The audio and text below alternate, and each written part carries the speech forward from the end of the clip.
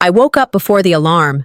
My body knew this day was different. My chest felt tight, like I was bracing for something, but trying to act like I wasn't.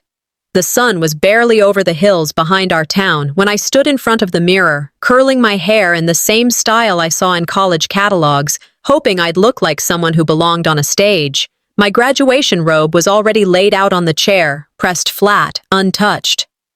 The 3 invitations I'd printed and wrapped with gold ribbon sat beside it, one for my mother, one for Daryl, and one I had written without a name, just in case.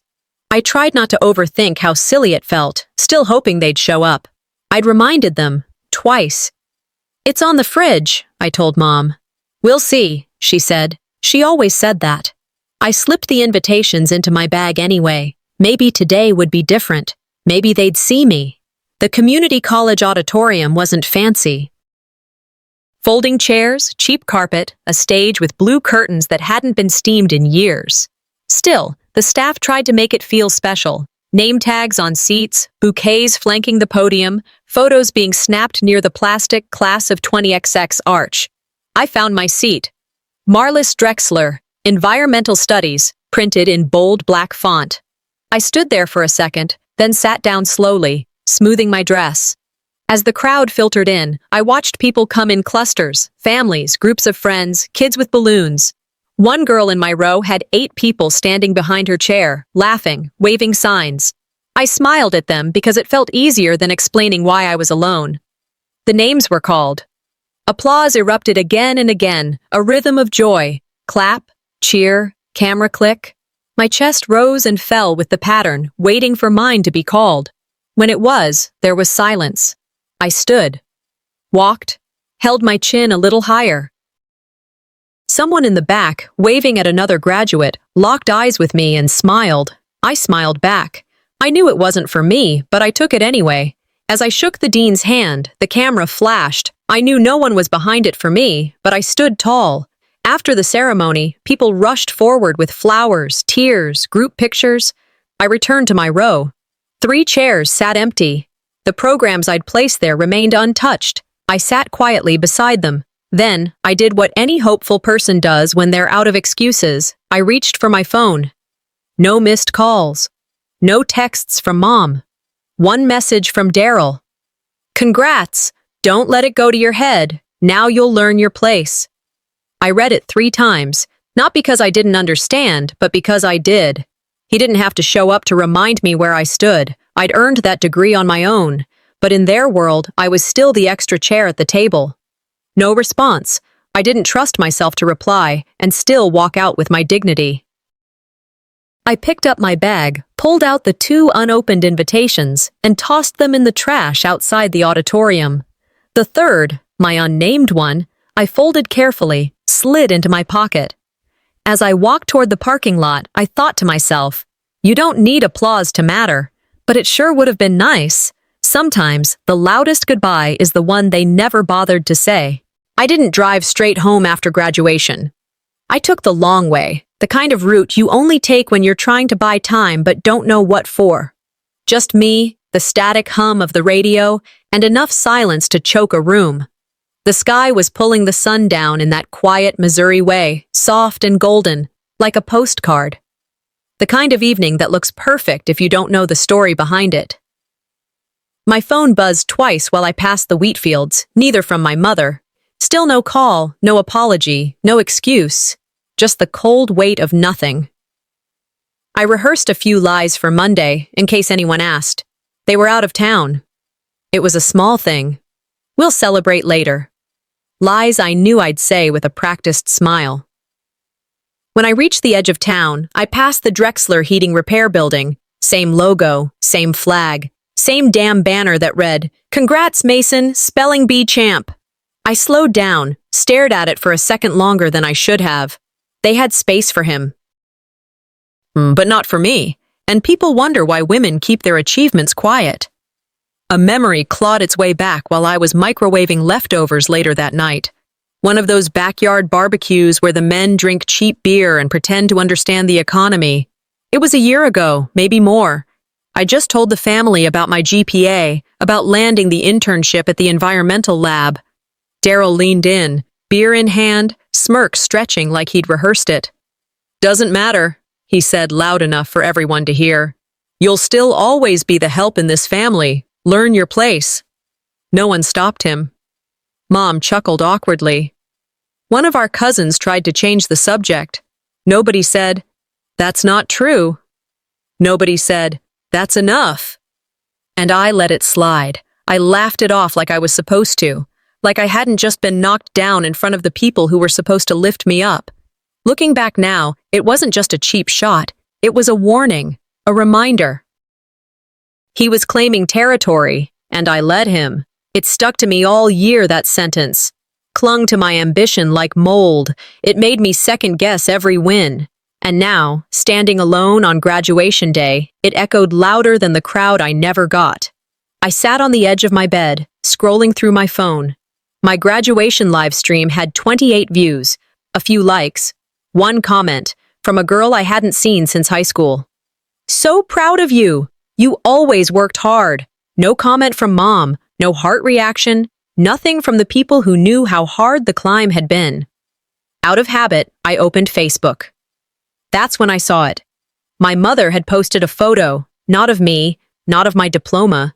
It was Mason, my nephew, holding a mini trophy from a kids' golf tournament. The caption read, "Proud Grandma Moment. This boy is going places." It had 52 likes, 14 comments. Such a champ! What a star!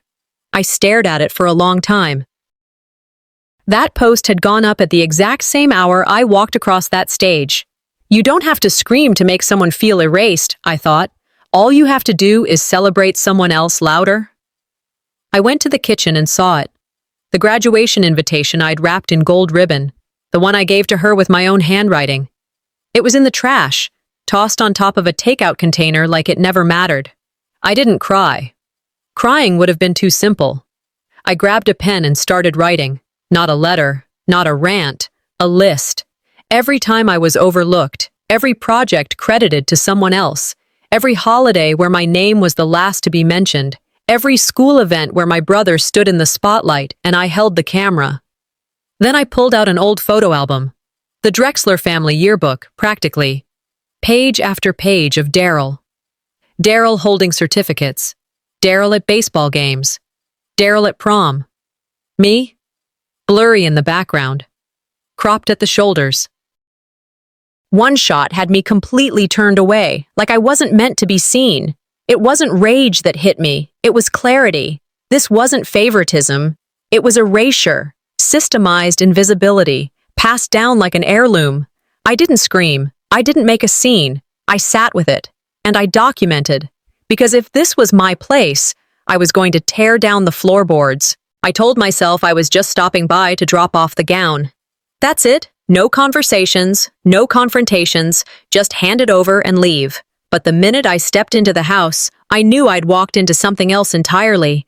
Balloons were still floating near the ceiling, red and silver, clustered in awkward bundles. The scent of buttercream frosting hung in the air. A half-eaten sheet cake sat on the counter, and plastic confetti spelled out, "Way to go," in cheap gold letters. Did Mason win something? I asked, trying to keep my voice even. Mom looked up from her crossword puzzle, didn't flinch. "Oh yeah, he passed that state reading test thing. We had a little party yesterday." Yesterday. She blinked like it hadn't occurred to her. "Oh, right. You had your graduation too, didn't you?" Then, with a chuckle, "I thought that was next week." She laughed. Not an apology, not even a full sentence. Just laughed. Daryl walked in from the back hallway at that exact moment, scratching his neck. "I told you she'd show up late and moody." Laughter again. I set the gown down on the kitchen chair. No one asked how the ceremony went. No one even looked at me. Just like that, I'd gone from guest of honor to background noise in my own home. I wandered into the living room. Same carpet, same crooked blinds. But now, it felt like a museum dedicated to someone else's life. The walls were filled top to bottom with Daryl's glory days, football trophies, photos of him shaking hands with local business leaders, newspaper clippings. Even Mason had a section now. Spelling bee ribbons, soccer medals. Then I saw it. A picture from when I was in 8th grade. Science fair. I'd built a working solar desalination model. I stood beside it in the photo, hair frizzy, eyes beaming. The caption read, "Daryl's early mentorship leads to success." He wasn't even in the picture. I remember him playing Call of Duty while I glued panels at the kitchen table. I closed the photo album slowly, like I was handling something dangerous. Because I was. They didn't need me to fail. They just needed me not to win alone. That house didn't just leave me out. It wrote me out. Dinner came next. Meatloaf. Mashed potatoes. The kind of meal that pretends everything's normal, even when it's not. I sat there while they talked around me. Not to me, like I was a chair that occasionally blinked. Mom turned to Mason and said, "Daryl's always had that leadership gene. I guess some people are just born with it." I didn't plan to say anything, but I did. I wrote the grant proposal for your energy retrofit project, remember? The room paused.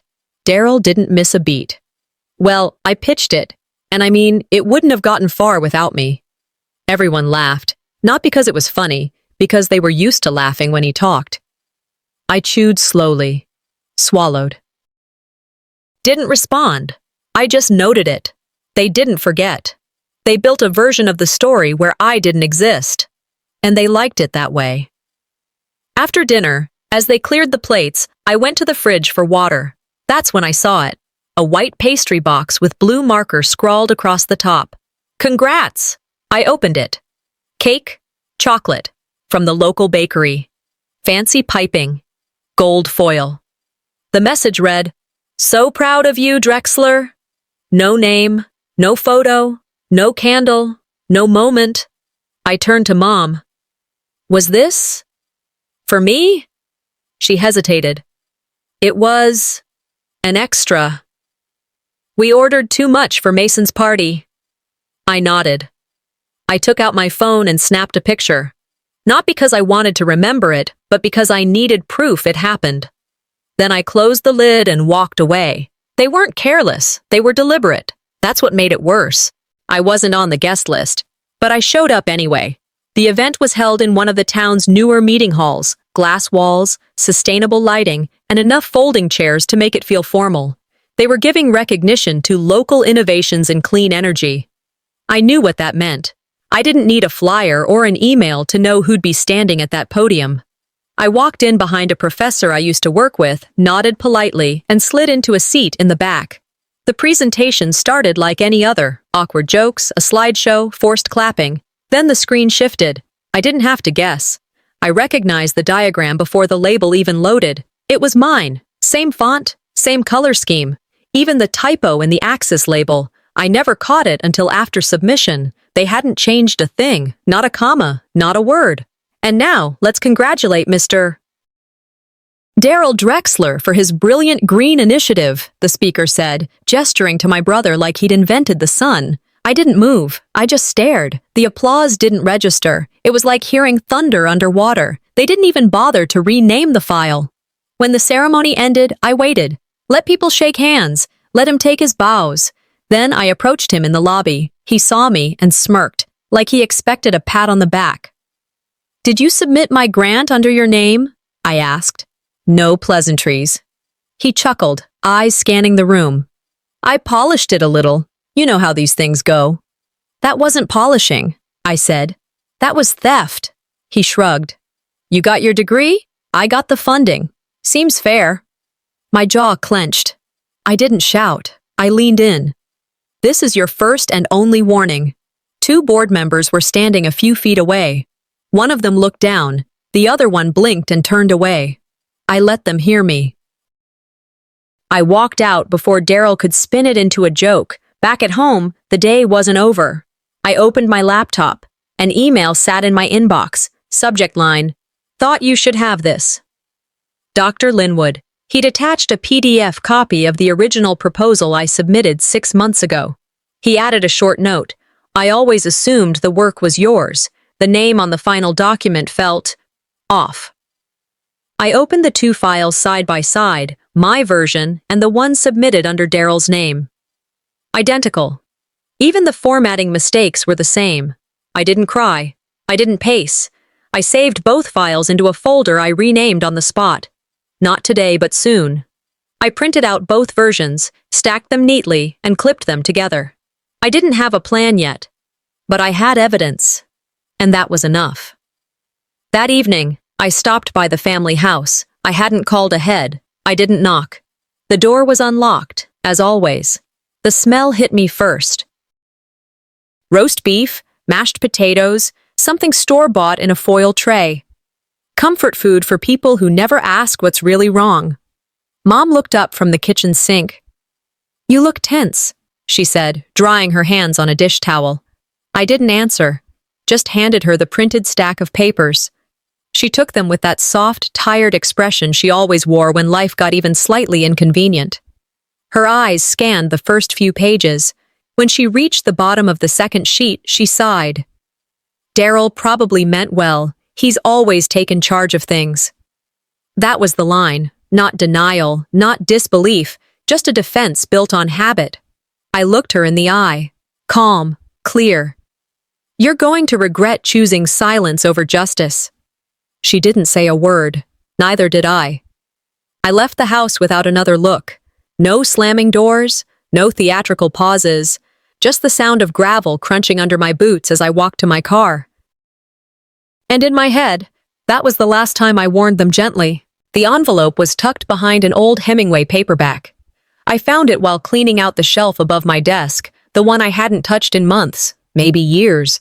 Dust had settled like it had been waiting for me to notice. My name was written in Dad's handwriting, no return address, just Marlis, in slanted blue ink. I sat with it in my lap for a long time. Dad wasn't a man of letters. He didn't leave behind a diary or long phone calls or even advice, but he watched. He always noticed the things nobody else saw, or at least he used to, until the last few years when his silence matched everyone else's. I opened the letter slowly. The first line made my throat tighten. "If you're reading this, it means I didn't say enough while I was here. You were never invisible to me." I stopped.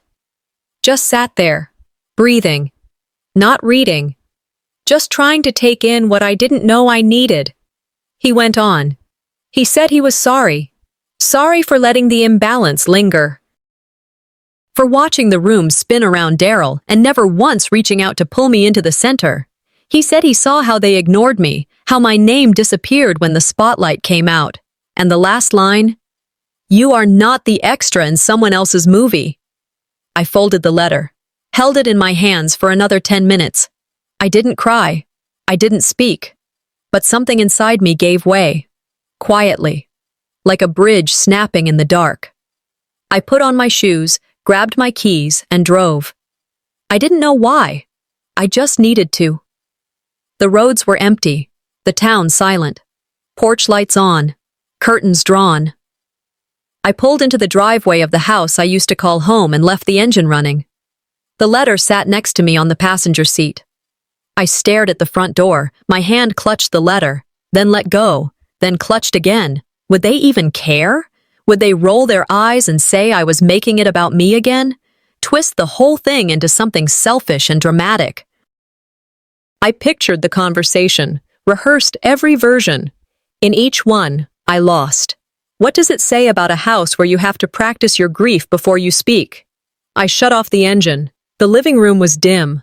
Mom must have gone to bed already. The TV was off, just the glow of the kitchen nightlight. Daryl sat on the couch with a glass in hand, half full of something dark. He didn't look surprised to see me. I held up the letter, then set it gently on the coffee table. "Did you know about this?" He glanced at it, then chuckled slowly, like a punchline was coming. "Oh yeah," he said, not missing a beat. "They almost sent you to Aunt Lila's when you were a baby." He took a sip from his glass. "You were a mistake, Marlis, but they figured it'd be too messy to explain." No hesitation, no shame. I didn't flinch, didn't even blink. Just watched him lift his glass again, like he'd made a point worth celebrating. It wasn't just that they forgot me. It's that they almost didn't keep me. I turned around and walked toward the door. He called after me, smug and careless. "Don't make this dramatic, you always do." I didn't answer. Back in my apartment, I didn't take off my shoes. I didn't flip on the lights. I locked the door, dropped my bag, sat down in the middle of the floor. Nothing broke, no tears, no shaking, just quiet. a kind I hadn't known before. I didn't need them to applaud, I whispered, but I didn't know I needed them to want me. I pulled out my phone, opened the album, deleted the pictures, family gatherings, birthdays, messages, group chats, gone. Then I pulled out a folder, labeled it, Truths That Stayed Quiet Too Long. I placed the letter inside, closed it carefully. I sat there a while longer, letting it sink in. I was not meant to be someone's tolerated burden. I was folding laundry when the message came through, just a ping, nothing urgent.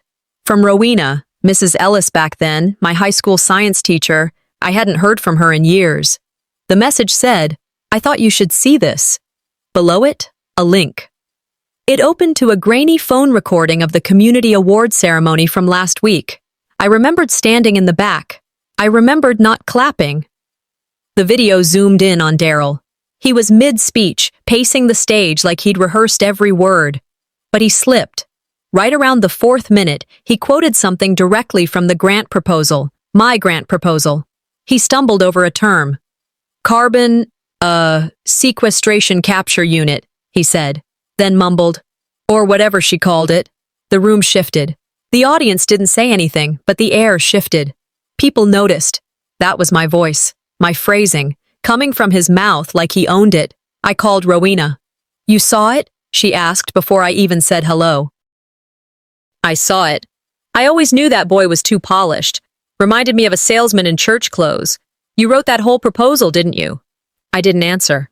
I didn't need to. She said, You don't need my permission. It's yours by truth. Later that evening, I checked the local paper online. New headline. Drexler family legacy continues. There he was, Daryl, shaking hands with the mayor, standing next to a shiny plaque and a blown-up version of the diagram I'd created. The article praised multi-generational collaboration and the vision of the Drexler name. Not my name, not a quote from me, not a whisper that I existed. Daryl posted a link to it with a caption. Thankful for those who quietly supported behind the scenes. No tags, just enough ambiguity to make it about him. The comments rolled in fast. Incredible leadership, Daryl. Your dad would be proud. Runs in the family. I took a screenshot. Saved it. They found a way to erase me, while using my work to build him higher. When the dishwasher beeped, I shut the laptop and stared at the ceiling. Not overwhelmed, not defeated, focused. That night, I started building the archive. I named the folder Proof of Pattern. Inside it, I created subfolders, media, emails, visuals, personal statements. I uploaded the video Rowena had sent. Every draft of the proposal, scanned pages from my notebook showing development sketches, email exchanges with Dr. Linwood, time-stamped versions saved on cloud drives, everything labeled, everything organized. If they wanted to craft a mythology around Daryl, I would write my own gospel of fact. I brewed tea, played instrumental music. It felt more like prepping for trial than revenge. No fury, no chaos, just preparation. The longer I worked, the calmer I felt.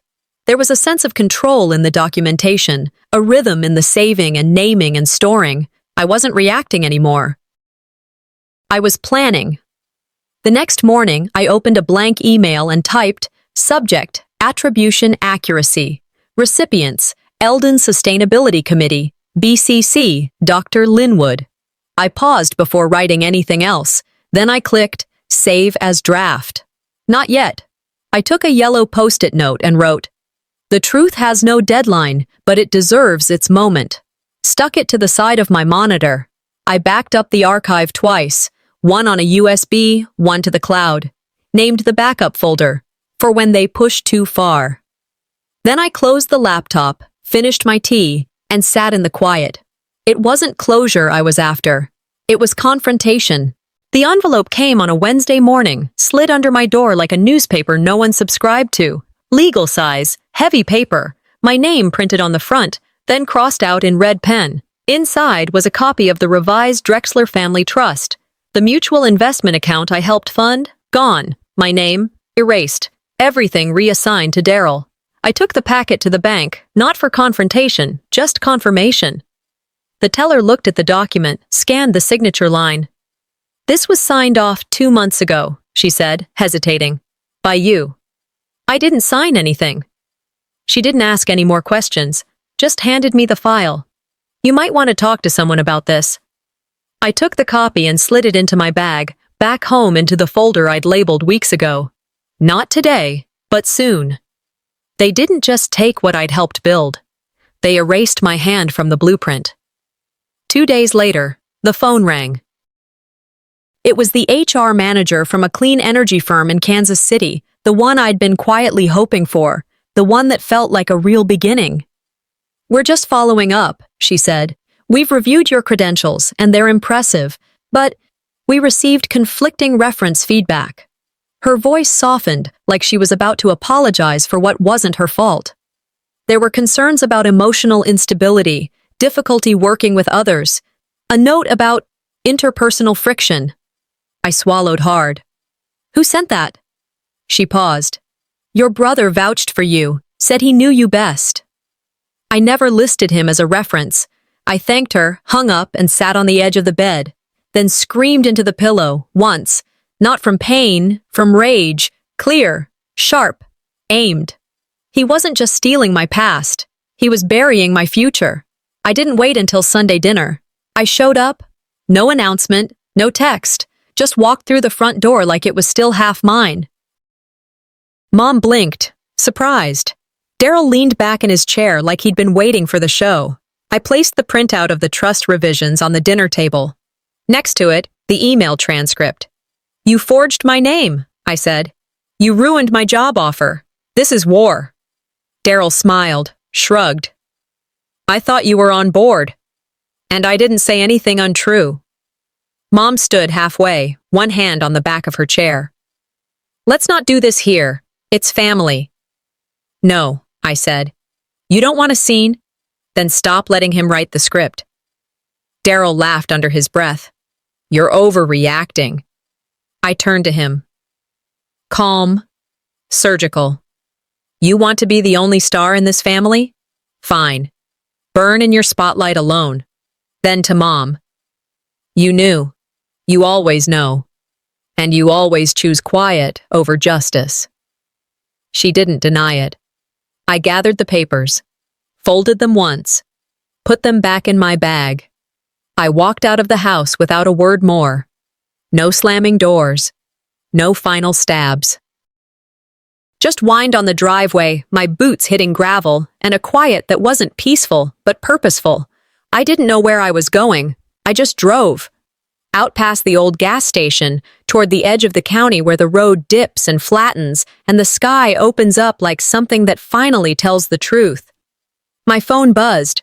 Another job lead. This time from someone who'd seen my work with their own eyes. I smiled, not out of joy, but clarity. I didn't need them to clap for me, but I won't let them erase me. The invitation came through a group text, casual, no subject line. Dinner Sunday, 6 p.m. That was it. I knew better than to assume it was an olive branch. It read more like bait, but I showed up anyway, not because I wanted to, because I needed to know how far they'd go. When I walked into the house, the air felt rehearsed. Daryl greeted me with a handshake like we were business partners. Mom acted like she didn't see me, then gave a smile too wide to be real. Something was off, staged. 10 minutes in, a man in a brown suit stepped into the dining room, introduced himself as just a friend of the family, holding a clipboard and a stack of papers. That's when I saw the Drexler trust packet.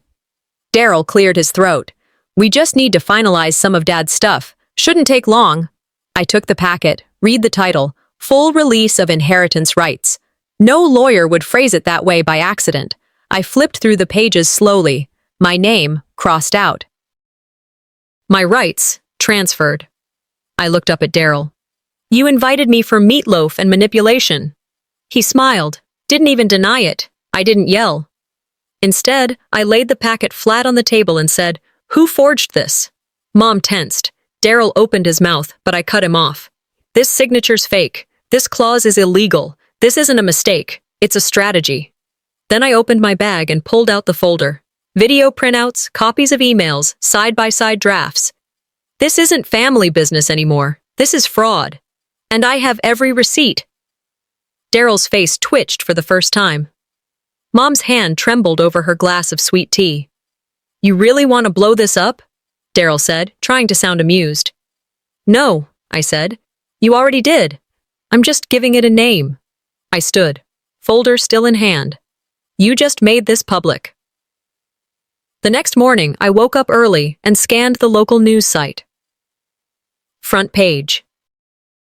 Visionary of the Year, Daryl Drexler, recognized for innovation. Photo, Daryl in front of the community center, shaking hands with the mayor. No mention of me. Not one. The article quoted lines from the same proposal I'd written, word for word. He'd used the press packet I never got to submit. I took a breath, copied the link, and opened my laptop. My comment wasn't long, just the facts. I posted screenshots of the proposal side by side, including my submission timestamps, and linked the committee's review email. Then I tagged the committee, the paper, and added, "Truth isn't loud, but it lasts." I closed my laptop and walked to the kitchen. By lunchtime, the post had been shared 17 times. By dinner, it had made its way into 3 community forums and a small business accountability page. I didn't respond to the comments, didn't feed the thread, but I read them. "That's her name on the draft. Looks like Daryl's been running a con. She deserves the credit." Rowena shared the full video with a caption. "History belongs to those brave enough to keep receipts." 2 board members from the committee reached out. "Private meeting requested," the message read. "As soon as possible." A cousin I hadn't heard from since Christmas messaged me. "Always felt like something was off about Daryl. You good?" I didn't gloat. I didn't gloat because it wasn't over. But for the first time, I didn't feel like I was shouting into a void. Truth has its own voice, and it carries. You can only polish lies for so long before the truth shines through. The call came mid-morning, editor of the Eldon Weekly Gazette. Calm, but the kind of calm people use when they know they've stepped in something they can't clean off. "We've received some emails, and frankly, a lot of community feedback regarding the Drexler project," he said. I didn't say anything, just waited. "We'd like a formal statement from you, whatever documentation you have, for transparency." Within an hour, I emailed everything, the full grant proposal, a timeline of edits, annotated copies, and the confirmation from Dr. Linwood. Attached at the bottom was the original submission email, dated and signed by me. He wrote back within 30 minutes. "Thank you. We'll be running a clarification." A retraction, he meant. But even then, it ran quiet. Page 6, 2 paragraphs long. They didn't want to rock the boat too hard. But my op-ed, page 1, top center. Title, "Some Inherit Silence. I Inherited Fire." I didn't gloat. I didn't even check how many shares it got, but I slept a little better that night. 2 days later, the town held its community leadership banquet. Daryl was still scheduled to receive the Visionary Award. No one invited me. No surprise. I went anyway. Sat in the back row. Alone. The room was dressed up like it always was. Cheap lights, over-decorated stage, the mayor reading from note cards. Daryl took the podium with that same grin, the one that never quite reached his eyes. He started thanking the board, the town, his family values. Then someone from the front stood up. "Isn't that the woman who actually wrote that project?" Heads turned. A few people nodded. One woman murmured, "That's her."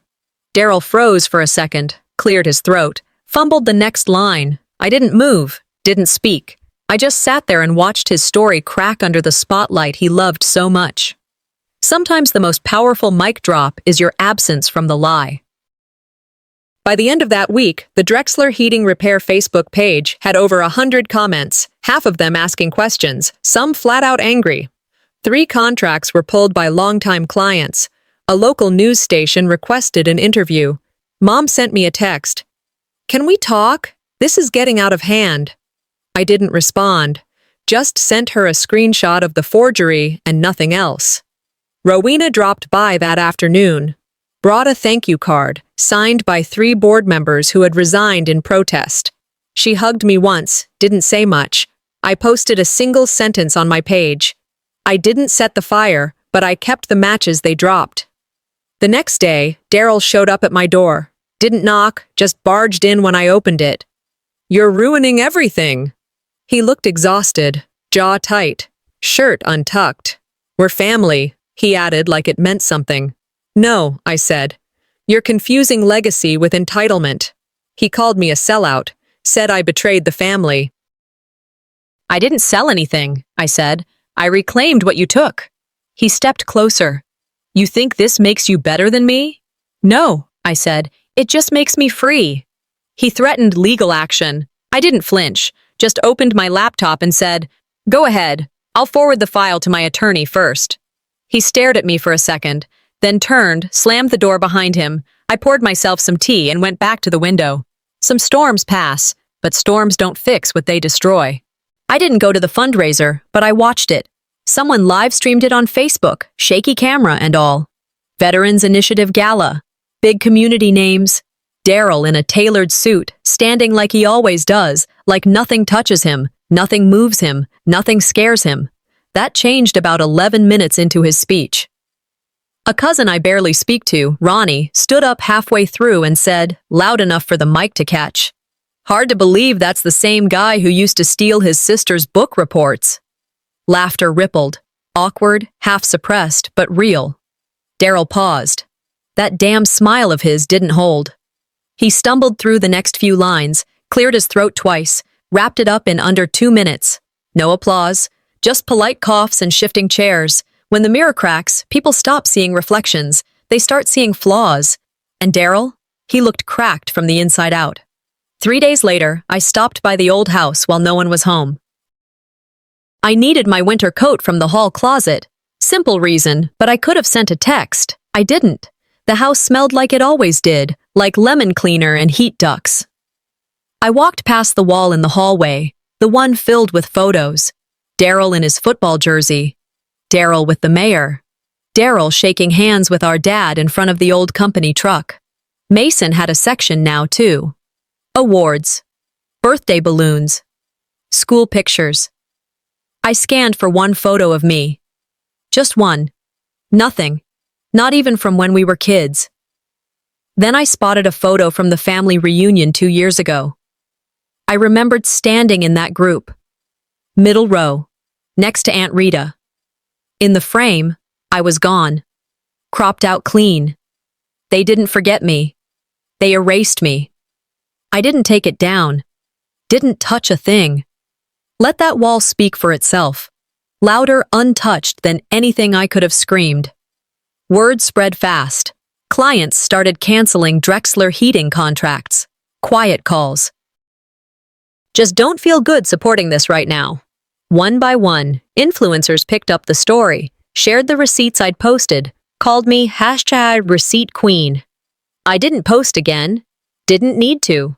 A news crew showed up at Daryl's office. He locked the door, refused to comment. The footage ran anyway. Him through the glass, pretending not to hear. Then came the letter. A handwritten note from one of his former clients. No return address. Inside. I always wondered where the real brains were. People pretend not to see for as long as it's convenient. Then they start watching like it's sport. I drove out to the lake that afternoon. The one Dad used to take me to when he didn't want to talk, just be. I didn't bring anyone, just me, my coat, a thermos of coffee, and the envelope I'd kept folded in my purse all this time, the graduation invite.